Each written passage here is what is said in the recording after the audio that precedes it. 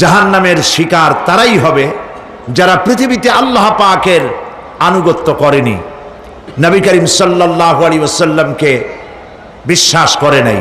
বিশ্ব পরিস্থিতির পরিসমাপ্তির পর কিয়ামত অনুষ্ঠিত হবে। সেই কিয়ামতের দিন দুটি ভাগ হবে, এক ভাগ যাবে জাহান্নামে আর এক ভাগ যাবে জান্নাতে।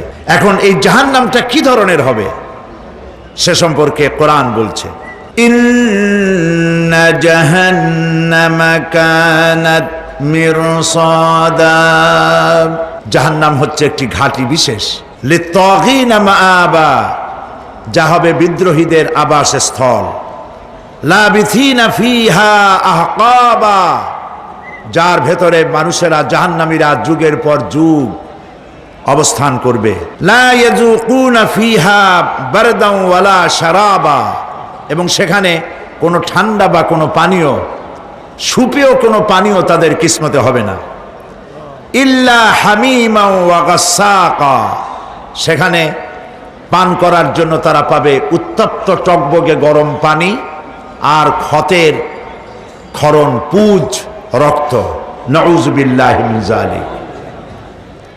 জাযাআন বিফাকা, এটি হচ্ছে তাদের কৃত কর্মের পূর্ণ ফল।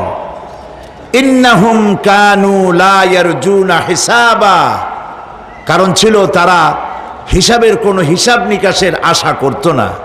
ওয়াকাযযাবু বিআয়াতিনা কিযাবা, আর তারা আমার আয়াতগুলিকে মিথ্যা মনে করে প্রত্যাখ্যান করেছিল। ওয়া কুল্লা শাইইন আহসাইনাহু কিতাবা, আর আমি গুনে গুনে তাদের সমস্ত আমলগুলি লিপিবদ্ধ করে রেখেছিলাম। ফাযুকু ফালান নাযীদাকুম ইল্লা আযাবা, এখন বুঝো মজা, এখন তোমাদেরকে আযাব ছাড়া আর কিছুই বাড়ানো হবে না। এ হলো আজকে যেটুকুন আলোচনা করতে চাই সেটুকুনের তরজমা।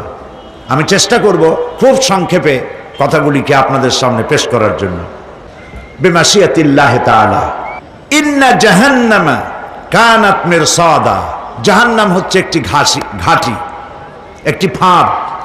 আরবি রাসাদ শব্দ থেকেই মিরসাদ শব্দের উৎপত্তি হয়েছে। এর অর্থ হলো ঘাঁটি, ফাঁদ। জাহান্নাম শিকারি ধরার জন্য ওত পেতে বসে আছে, এটাই বোঝানো হয়েছে।